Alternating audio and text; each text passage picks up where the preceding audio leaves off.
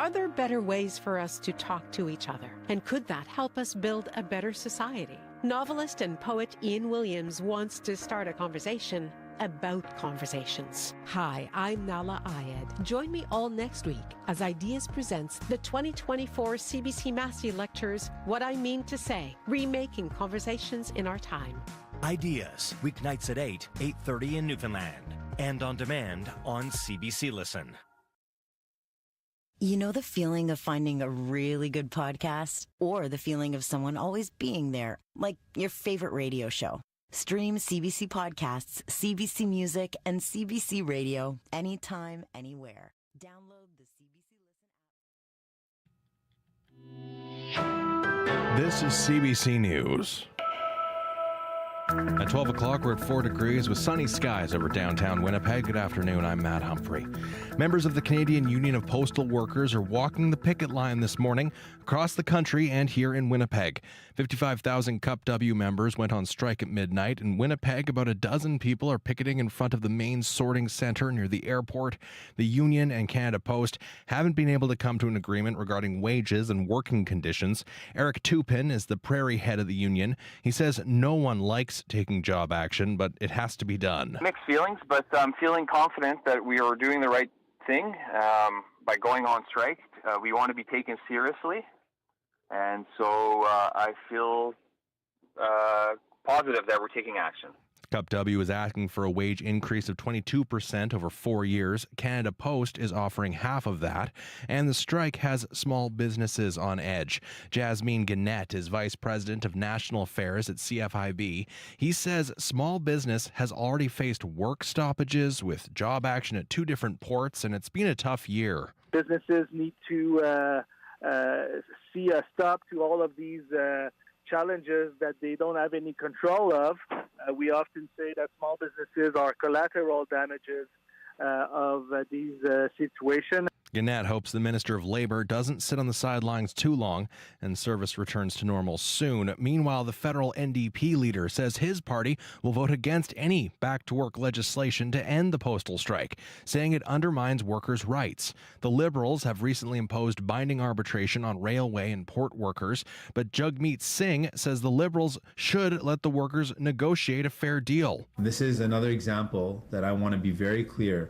Justin Trudeau has shown again and again that he has let down workers.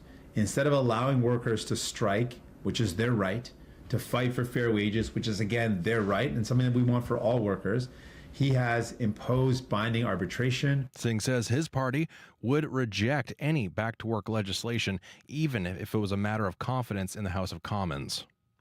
If you're expecting a direct deposit to a credit union account today, you'll have to wait. Prairie credit unions in Manitoba are experiencing a network shortage of automated deposits, an outage like paychecks and payments being affected.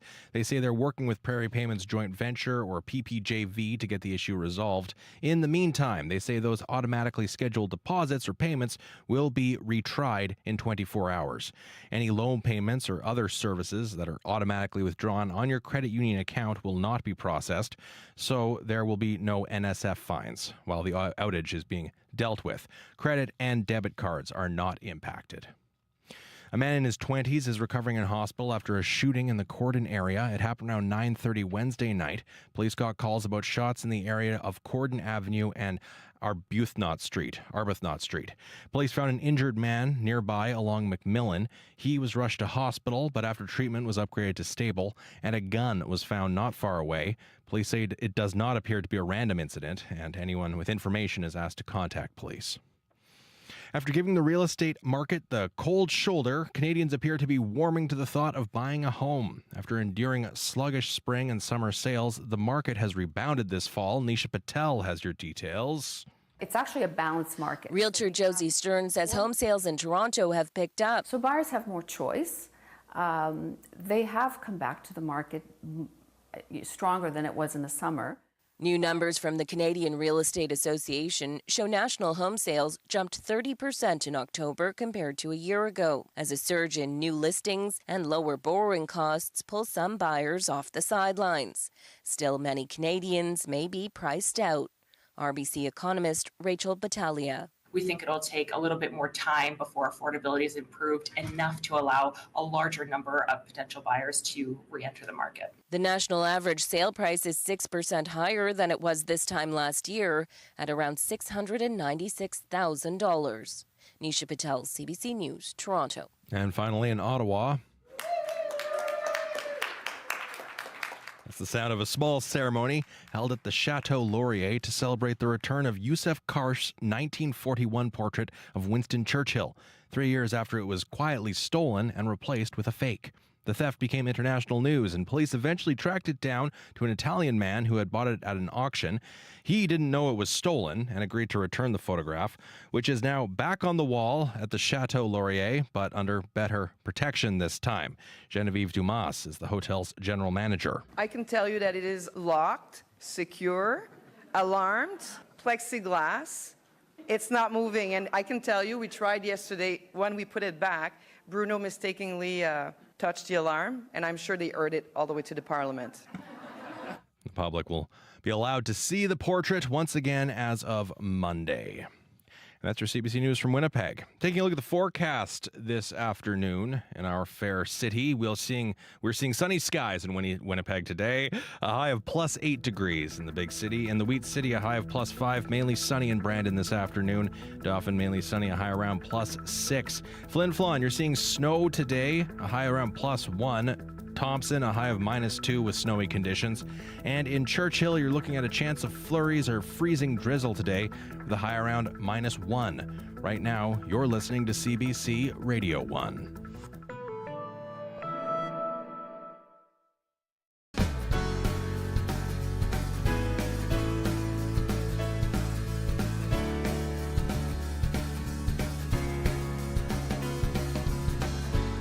Good afternoon, Manitoba. You're listening to Radio Noon here on CBC Radio 1, 89.3 FM, 990 AM, and everywhere on the CBC Manitoba YouTube page. I'm Corey Funk. Good to be with you on this somewhat rare, sunny Friday. Seems like it's been kind of dreary the last few days, so kind of nice to end the week on a sunny note. Well, coming up this hour on the show, first up, we're going to take you to the picket line at Winnipeg's main Canada Post sorting facility. As you've probably heard by now, 55,000 Canada Post workers across the country are on strike. We're going to hear what that means for folks here in Winnipeg. And we're going to open up our phone line later on after 12:30 to hear how the strike might be impacting your life. We're going to be joined by a former Canada Post employee turned business professor to break down what this means for Canadians and the cash-strapped Crown Corporation. Well, this just came in from the province right now, actually, as people scramble to figure out what this strike might mean for them. The government of Manitoba actually just sent a notice to media, probably within the last 4 or 5 minutes, saying that it is working on details on how to get essential mail to people. So there's not a plan set up yet, but what it qualifies or what it calls essential mail, it says is, quote, checks, court orders, educational materials, medical supplies, and resources required to maintain healthcare services and other prioritized items, unquote. So they're working on figuring out what locations you might be able to drop off or pick up those important items or pieces of mail. And they haven't released those yet, but it says to keep an eye. There's a website. I'll say it twice for you. It's manitoba.ca/postal disruption. That's manitoba.ca/postal disruption. There's nothing much on the website yet, but the province just sent a email to CBC saying that it is working on keeping details there. That's manitoba.ca/postal disruption. And we're looking forward to hearing what this means to you later on in the show. But right now, 55,000 Canada Post workers, as I mentioned earlier, across the country walked off the job at midnight this morning. And in Winnipeg, about a dozen union members are on a picket line at the main Canada Post sorting facility near Richardson International Airport, and they're preventing trucks from getting into or leaving the facility. Eric Tupin is a union rep for the local CUPW, and he spoke with CBC's Megan Ketchinson earlier this morning. Started picketing last night at 12 o'clock. CUPW has decided to do a nationwide picket, and we're out here holding the line, preventing mail from being processed here. And how many trucks did you stop? About a dozen so far. With this, can you tell me a little bit about why you think it's the right thing to do to walk off the job? We're exercising our right to strike because we're moving our labor here at Canada Post because we want a better contract. We want a contract for all workers to be able to improve our lives and our working conditions. And what are some of the issues with the working conditions? The working conditions, we want to improve health and safety. We want to improve our benefits. We want to remove or get Canada Post to stand back on their new delivery model, which is called separate sort and delivery. Which is? Separate sort and delivery is a new delivery model where the letter carrier is no longer sorting his mail, and he's expected to deliver his full shift of 8 hours outdoors. That's causing a lot more. That's causing some health and safety issues. It's a lot more strenuous on the body, and we're having to be working later in the day, oftentimes into the dark, and this is causing more injuries at work. Do you think it'll be a long strike? As long as it takes. We want to be taken seriously, so our members are willing to stay on the line as long as we get a fair deal. And and as far as pickets, will they be around the clock? In the larger centers, for sure. In these large facilities, for sure. Smaller post offices, perhaps not. What do you say to people who are saying, look, like we've had a real difficult year, we've had port strikes. I'm talking about the Canadian Federation for Independent Business, say that they rely on Canada Post for, getting their business moving. What do you say to them? Well, we love, postal workers loves delivering the mail. We love our jobs. We love servicing Canadians. We didn't take this decision lightly. So we've had to take this to improve our conditions. We served Canadians during COVID. We were there for Canadians throughout the pandemic. We weren't able to work from home. We put our lives at risk. It's our time to get what we deserve. At 8 o'clock this morning, Canada Post said that now they're locking you out. What difference does that make? You walk out as a strike at midnight, and then they say, no, you're locked out. What, as far as how this all shakes down? It demonstrates that we're not getting along at the negotiating table, that they're not negotiating fairly. So, for this, you've got people that, you say in those smaller communities that, may not necessarily be served by other couriers or... Right. So, what do you have anything you want to say to them? Rural communities definitely depend on Canada Post services, and as postal workers, we're very proud at servicing those communities, and that's why we need a public service.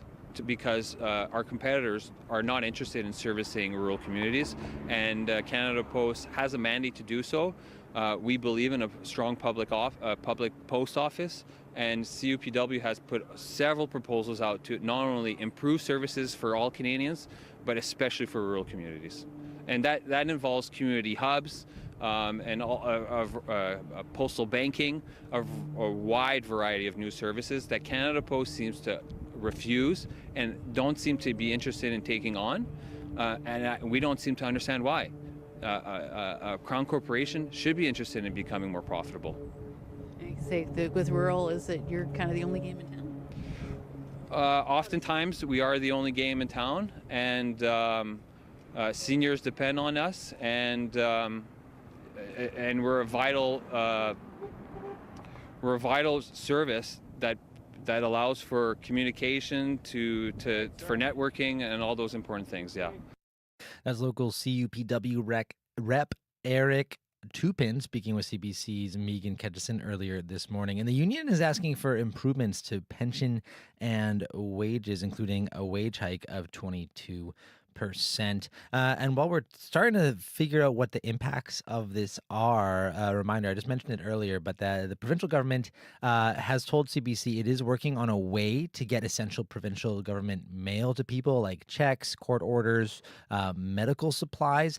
It's created a website, manitoba.ca/postal disruption. That's manitoba.ca/postal disruption, where it plans to post how to get that important mail out and to receive that important mail as well. Also, 12:30, we're going to be opening up the phone lines to hear what this disruption and what this strike means for you. Your local news at your fingertips. CBC News has a local news app made for your phone or tablet. So don't waste time scrolling for the local stories you want. Just download the app to get the information that matters to you when it happens and how you want it. Another way to get your local news. The CBC News app. Download it today.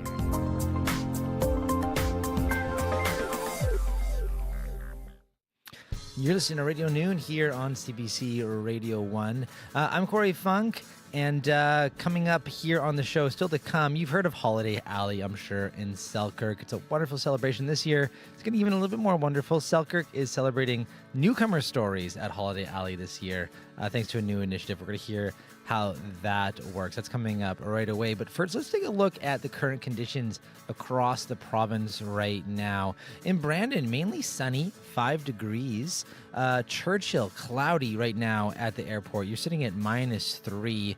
Back down south in Dauphin at the airport, cloudy, 3 degrees for you right now. Flin Flon at the airport, you're getting some light snow. You're at -1. Gillam at the airport, light snow and -4. Gretna, you're our hotspot this afternoon right now. You're at 10 degrees already. Island Lake, it is a bit rainy in Island Lake right now, just some light rain. 2 degrees. Lynn Lake, light snow, -6. Norway House, light rain right now, and 1. Portage, south at the airport, sunny at 7. Taduli Lake is the cold spot right now in the province at -8. Pa at the airport, you're seeing some light rain, and 1 right now. And Thompson at the airport, some light snow, -4. And Winnipeg at the Forks, mainly sunny, and 6.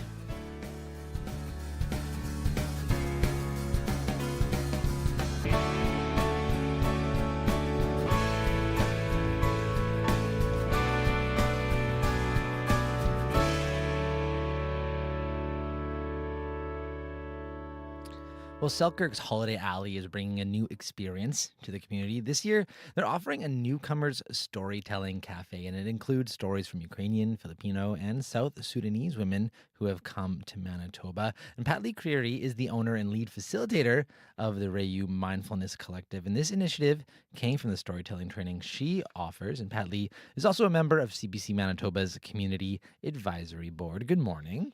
Good afternoon, Good afternoon, Corey. So tell me about this, how the idea for this cafe came to be. Oh, I think this is, the story behind this is one of newcomer engagement and inclusive community building in action. The way I've been told is that this all started with a question from a newcomer who had recently settled in Selkirk, and her name was Tope Amonimi. And when she attended a town hall meeting for Holiday Alley, she asked the question, what can we do for newcomers?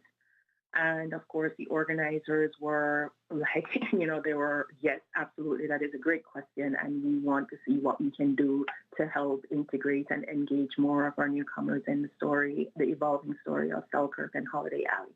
And then it just so happened that one of the organizers for Holiday Alley happened to be in the audience for the Pathways storytelling performance that had happened in the Manitoba Museum in June this year. And just as a background here, the Pathways project was a really successful newcomer capacity and community development project that was spearheaded by several Winnipeg nonprofits. And the goal with that was to help newcomer women in Winnipeg connect with other women from different backgrounds and culture, and to really grow their confidence and communication skills. So what kind of stories do you expect to hear? They're going to be more, heartwarming, serious, intense. So what kind of stories do you think are going to be told? That's a good question. So when it comes to lived experience storytelling, and particularly the kind of storytelling that I like to engage with newcomers, we always want to try to tell these stories from a position of resilience and transformation and growth, right? Because this is part of the immigrant story. Whether you've been in Canada for 20 years or you've been in Canada for 20 days, it's all about the transformation, the movement, the new learning, the resilience, the drawing on those skills. And it's also about trying to build and connect with a new community. And so, the people that we're inviting in to tell stories, so we're actually inviting some of the Pathways alumni to come and share the stories that they had shared on stage at the Manitoba Museum. And those stories are actually, I call them resilient stories, because when I teach storytelling and I teach lived experience storytelling, what we actually do over several workshops is we work through the difficulties that come with having those stories. There's a lot of memory, there's sometimes trauma, there's a lot of trying to get accustomed to new things, figuring things out, mental health, mental well-being issues that really have to be sort of encountered before you get to the part of telling a story. And so oftentimes what happens is we take a really tough narrative, individual narrative, and we turn that into a beautifully crafted story that gives a lesson of transformation and resilience that for the storyteller and for the audience listening, it becomes one that can be held in a very positive way. And I know you don't necessarily identify as a newcomer anymore. You came here from Jamaica 14 years ago. Are you going to be sharing a story at all? No, it will be up to our storytellers or lived experience storytellers from the Pathways Project to share their stories. Like, there's a component of our cafe where we're going to be working together in small groups and sharing, using a storytelling tool that I crafted to sort of help bring people into sharing little bits of their own story, getting other people to come in and connect with the idea of story and how that can help them really connect with their newfound community. And what are you hearing from the people who are signed up for this to actually share their stories? Are they nervous, or do you think this is something they're looking forward to because maybe they haven't been able to share and they're hoping that it's finally a place where their community can come to listen? Oh yeah, absolutely. And the key thing is that this is not, we call it a newcomer storytelling event, but it is not just for and about newcomers, right? Because the whole idea of integrating and creating community is about making space for everyone's story to be heard and shared.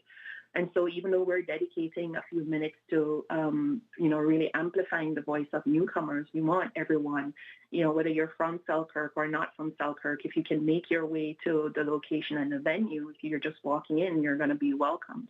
And this is going to be an opportunity for people to connect with others because we all have stories, right? We all have similar stories, regardless of where you're coming from, whether you're a newcomer, whether you're First Nations, whether you're, Canadian settler, whether you're from Selkirk or from Winnipeg or wherever. There are going to be so many points of commonality within our story. And the key thing is, when it comes to community building and evolving as a group of people who are living together, it really does come down to us being able to take in and to give along with our own stories and to do that in a supportive and mentally healthy way. Well, Pat Lee, we're going to give the details right away here for people who are interested in coming. Thank you so much for joining us this afternoon. Perfect. Thank you so much. Sorry here. That is Pat Lee Creary, the owner and lead facilitator of Rayu Mindfulness Collective. She's also a member of CBC Manitoba's Community Advisory Board. The Newcomer Storytelling Cafe happens on Sunday at Selkirk United Church. It runs from 1:30 to 3 p.m. And you can register for the cafe at holidayalley.ca. Manitoba's the kind of place that draws you in. Every day it's growing, it's changing. Just when you think you've got it figured out, though, there's something new to understand. I'm Marcy Marcuso, host of the CBC Daily Podcast. This is Manitoba. I've covered the news from the rail line in Churchill to the border in Emerson, and it's talking about the local stories that help us understand this place. That's what This is Manitoba is all about. Find it on CBC Listen or wherever you get your favorite podcasts. So if I sound a little distracted, it's because I kind of was, because we actually have this studio right now full of students from Calvin High School who are here learning about journalism because they're actually working on the yearbook. Hi, everybody. Say hello. Say hello to listeners. Hi. Hi, everybody.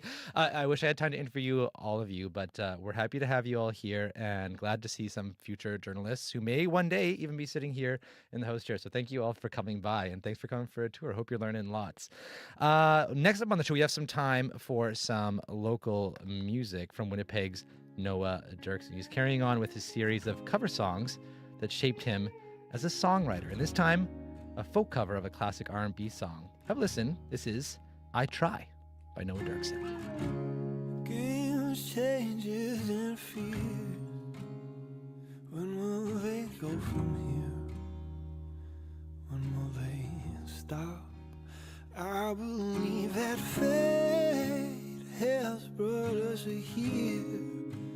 and we should be together, babe, but we're not.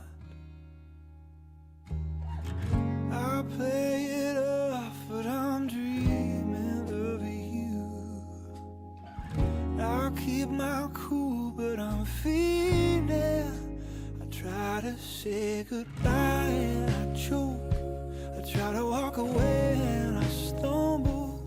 Though I try to hide it, it's clear my world crumbles when you are not near.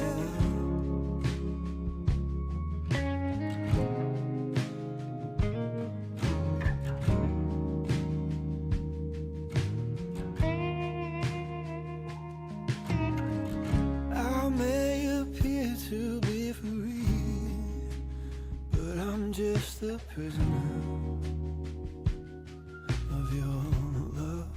And I may seem alright and smile when you leave, but my smile is just a front. It's just a front. I play it off, but I'm dreaming of you. I keep my cool, but I'm feeding. I try to say goodbye and I choke. I try to walk away and I stumble. Though I try to hide it, it's clear my world crumbles when you are not near. Goodbye and I choke. I try to walk away and I stumble. Though I try to hide it, it's clear my world crumbles when you are not near. This is my confession. May I be your possession. Oh, I need your touch, your love kisses answers. With all my might I try, but this I can't deny.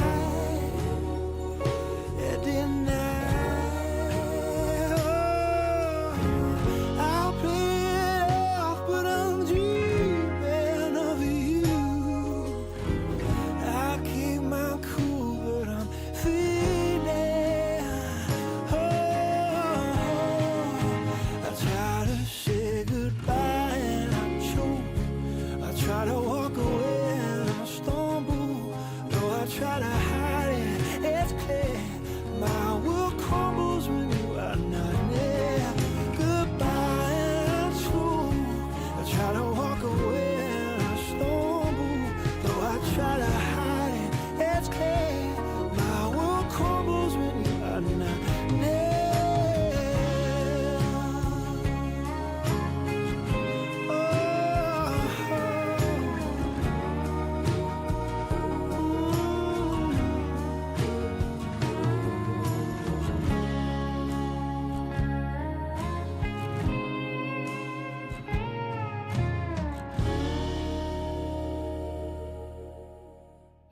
That's Noah Dirksen with his cover of Macy Gray's I Try. Love that. Nice local cover. Well, not Macy Gray, obviously, but Noah Dirksen from Winnipeg. A lovely cover indeed. Well, if you missed it earlier today with the Eras Tour Toronto stop underway, the debaters are asking if Taylor Swift has the world's greatest fans. And recorded in Toronto, Noor Hadidi swears Swifties are superior, but Don Kelly has bad blood towards the pop star's devotees. Here's Noor and Don deciding if Taylor Swift fans are fantastic in the firing line. CBC News reports a Kamloops, BC woman listened to over 30,000 minutes of Taylor Swift music on Spotify in the year 2023 alone, which means she's what? Nor. She's alienated all the men in her life. I will give a point for that. Don Kelly. 30,000 minutes. It means she's my age and doesn't know how to change a playlist on Spotify. There it is. 30,000 minutes of Taylor Swift music on Spotify puts her in the top 0.05% of Taylor Swift listeners on Spotify worldwide. Also unemployed. Probably unemployed. That was debaters comedians Noor Hadidi and Don Kelly discussing Taylor Swift fans with host Steve Patterson in the firing line. You don't want to miss the debaters tomorrow. We had already played today, but you can hear it again tomorrow, 1 p.m. here on CBC Radio 1. You can also find this episode on the Debaters podcast or at cbc.ca/The Debaters. Well, stay tuned here. As we've been talking about already on the show, Canada Post workers are on strike. We want to know what that means for you. How's that impacting your life? We're opening up the phone lines. Call us 204-780-0893. We're going to have a former Canada Post employee turned professor joining us to help make sense of it. That's all coming up right here after your CBC Winnipeg News. This is CBC News. At 12:30, we're at 6 degrees with sunny skies over downtown Winnipeg. Good afternoon, I'm Matt Humphrey. Police say a 26-year-old woman is facing charges after she repeatedly dropped a baby on the floor. In early November, Thompson RCMP were called to a house along Ashbury Place. When they got there, the 26-year-old was arguing with a 41-year-old woman after the younger person had dropped the baby many times, police say. Officers say they found the baby in an entertainment unit hidden, and the baby was taken to hospital with non-life-threatening injuries. The infant is now being taken care of by a family member. 55,000 Canada Post workers across the country are on strike. They walked off the job at midnight. In Winnipeg, around a dozen union members are on a picket line at the main Canada Post sorting facility near Richardson International. They've been preventing trucks from getting into or leaving the facility.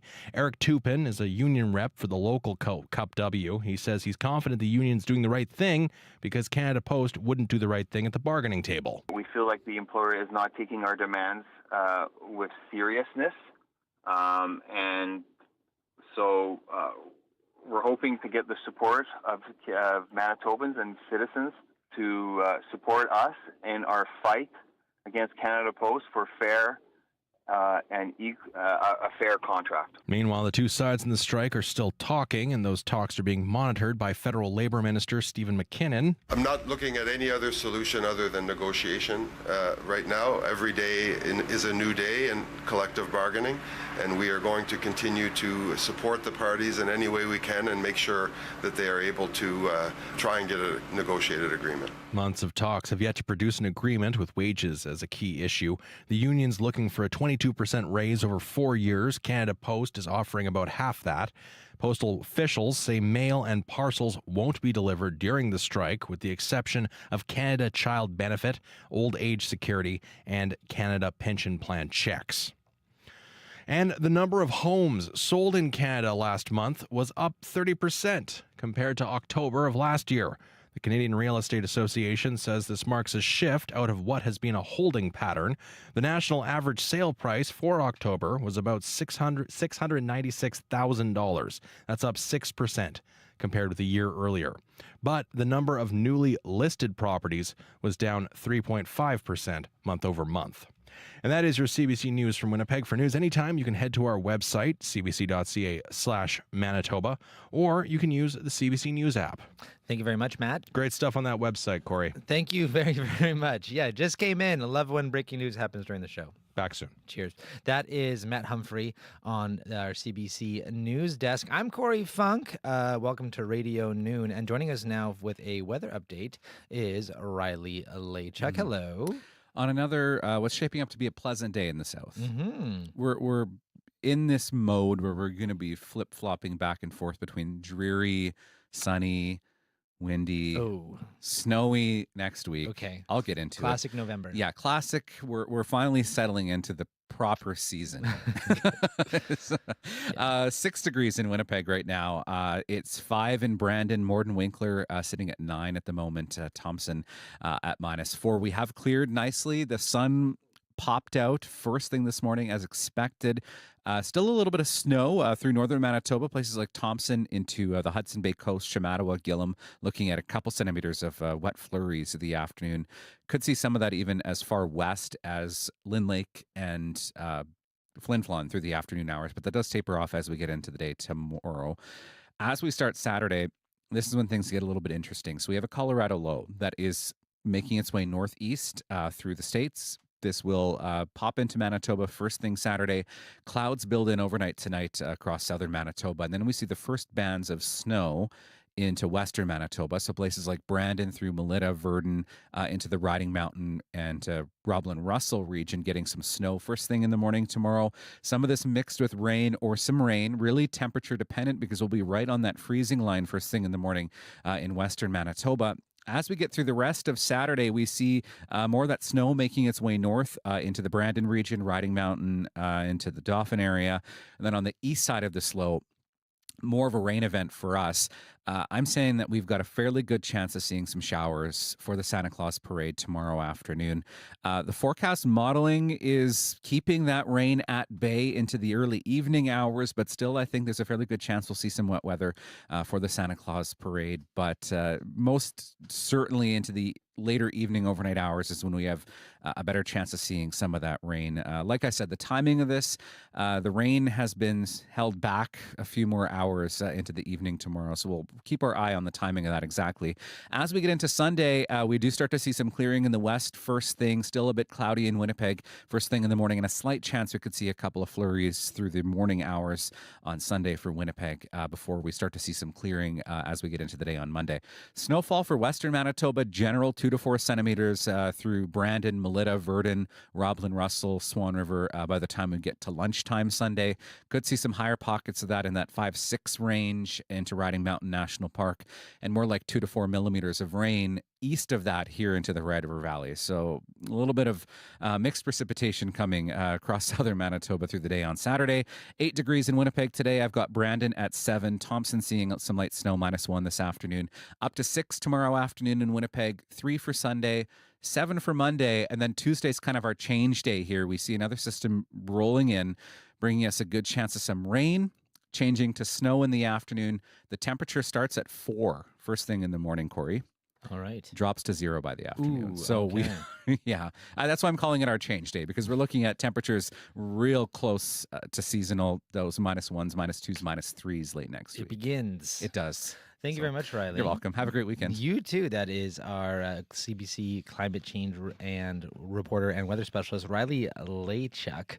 Well, welcome back to Radio Noon. I'm Corey Funk, and today we are talking Canada Post. About 55,000 Canada Post workers across the country are now on strike. We've been reporting throughout the morning. Wages are a major issue, among other things. The union is looking for a 22% raise over 4 years, and Canada Post is offering, at this point, about half that. Working conditions, retirement benefits, and the expansion of post office services are also on the table, the union says. A sign at the picket line outside the sorting facility here in Winnipeg says more day work, less night work. It's hard to know how long the strike will last. And in the meantime, how will this sudden stoppage in postal service impact your life? We want to talk about it with you. We're opening up the phone lines. That number to call, 204-780-0893. That's 204-780-0893.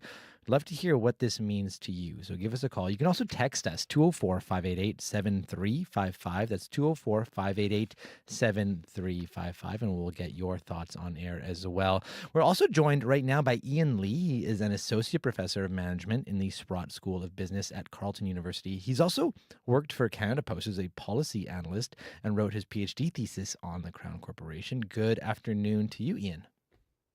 Good afternoon, Corey. So I just want to start big picture here. How big of an impact do you think this strike will have on Canadians and Canadian society? It's going to be differential. We are no longer in the days of the 60s, 70s, 80s, 90s, when a postal strike literally brought the economy to its knees, because in those days, the post office, this was before online banking, before the internet, pre-1995, the post office was the absolutely essential critical partner of the payment system. In businesses, large, small, in between, would send out the invoice, and we would send it back in the mail in a check, captured in that most famous phrase in the English language, the check is in the mail. Right. I showed in my 2015 study, the check is no longer in the mail. Check use is declining precipitously. This is documented by Payments Canada, the nonprofit the Crown Corporation, and they're showing that electronic funds transfer is skyrocketing, digital credit cards skyrocketing, and traditional payments are collapsing. So it's not going to have the same crippling impact as in those days when it literally would cause GDP to go down because nobody could get their cash flows. Today, it's going to have an impact, but it's going to, I think, be differential. It's going to hit people in the rural, much more rural and small town communities, much more than in the big cities where there's many alternatives. And it's going to affect small business much more than larger business. So I think that's sort of the differential impact today. We want to hear from you if you're one of those people, particularly in rural communities we heard that might be impacted the most. Give us a call, 204-780-0893. I mean, Ian, I don't know if you do much mailing these days. Are you impacted at all?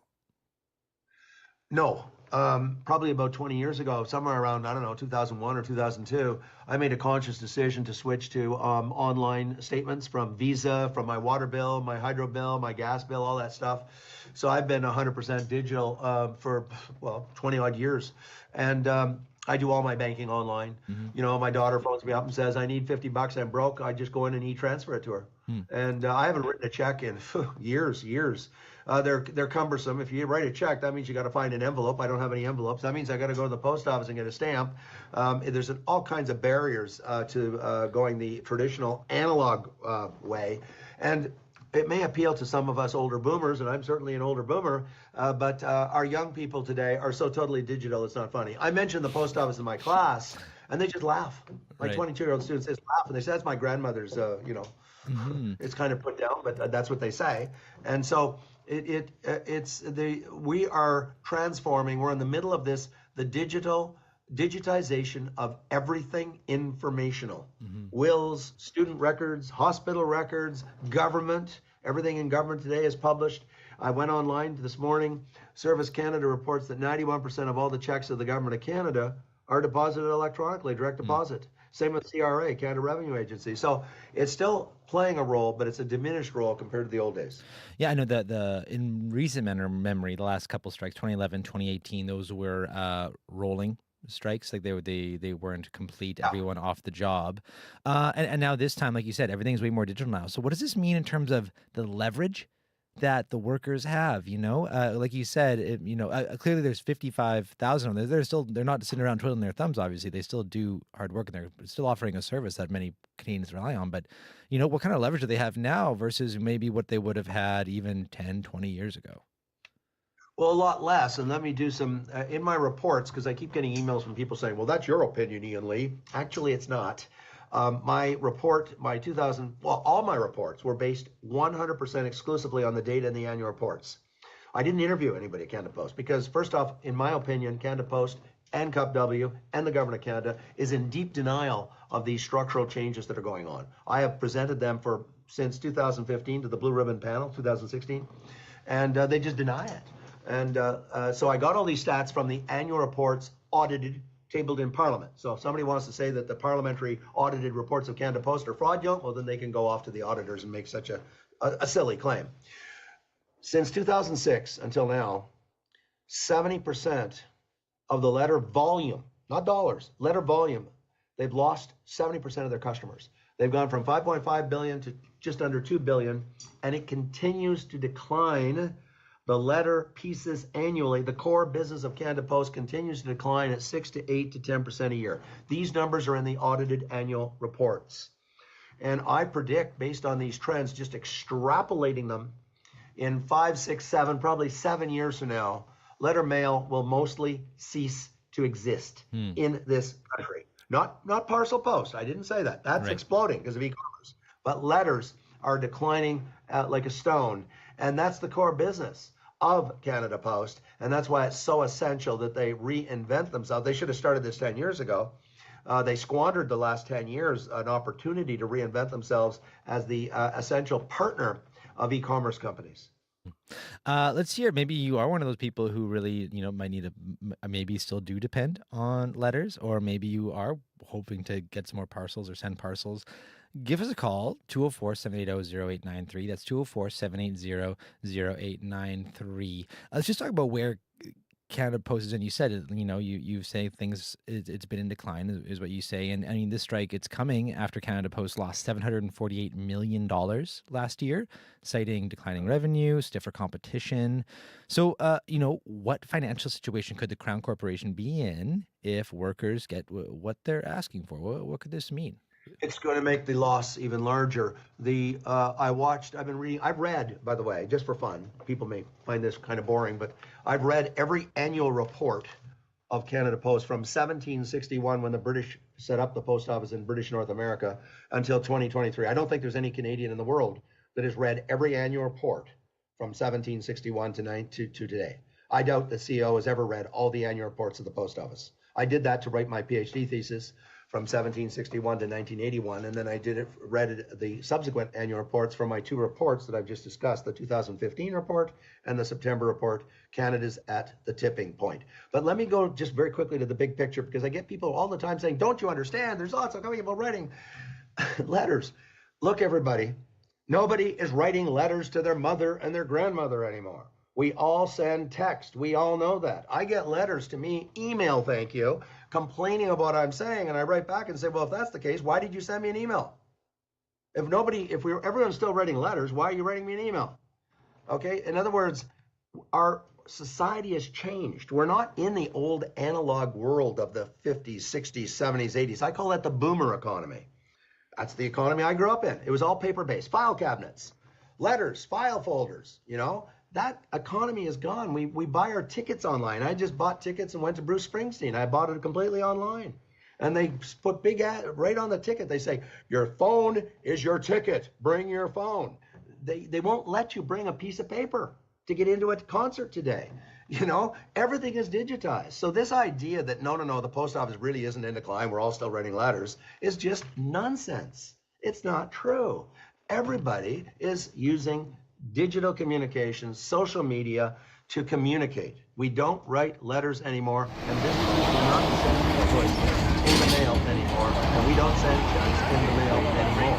We transfer money electronically.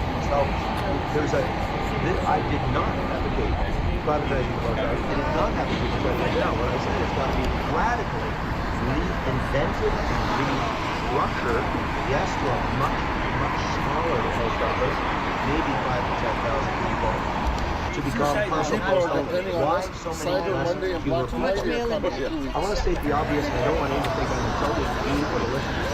A parcel company does not take a parcel to you if they don't have a parcel to take to you.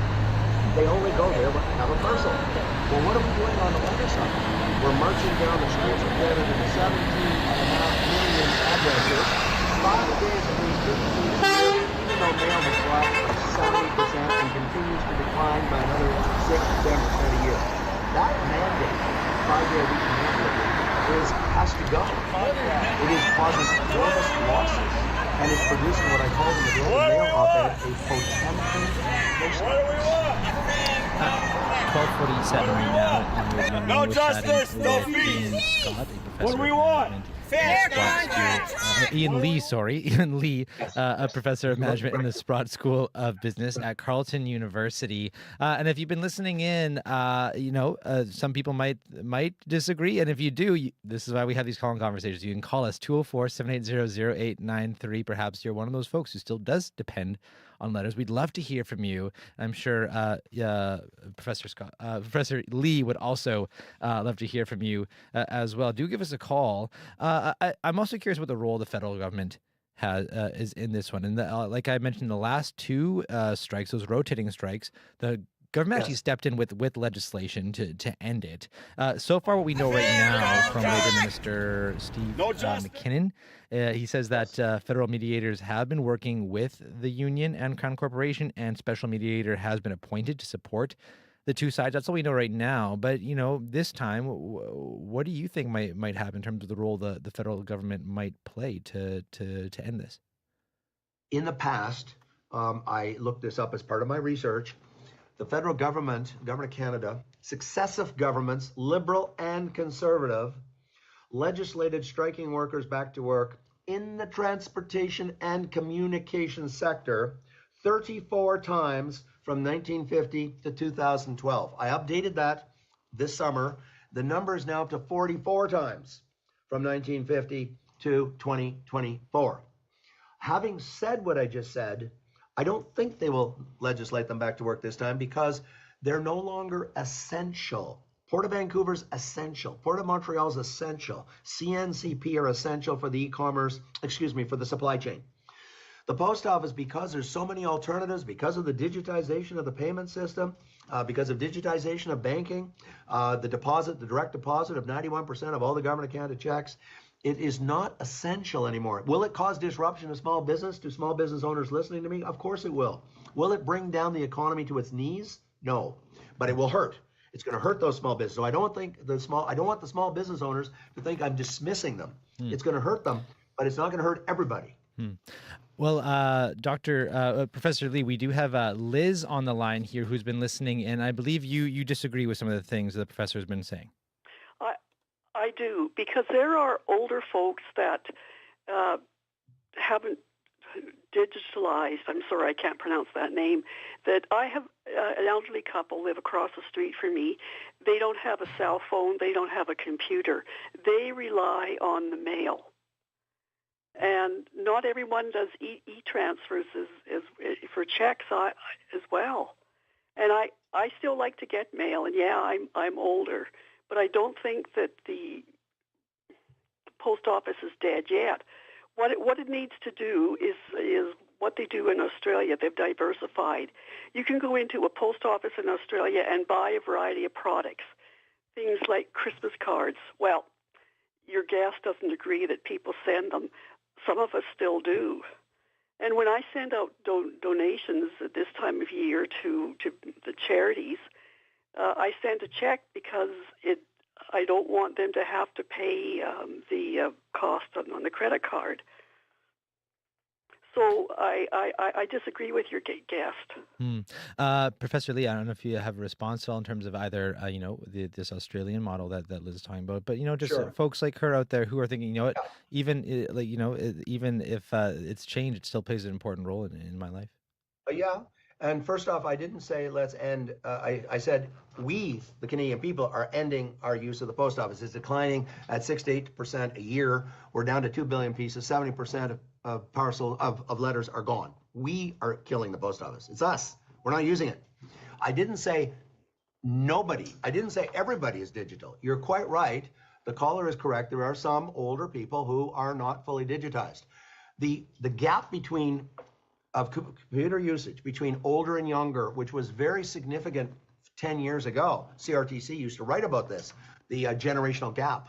That gap has closed to almost no difference between plus 65-year-olds and under 65-year-olds. In the last few years, elders, and I just to correct the caller because I think she thinks I'm some young spring chicken or something.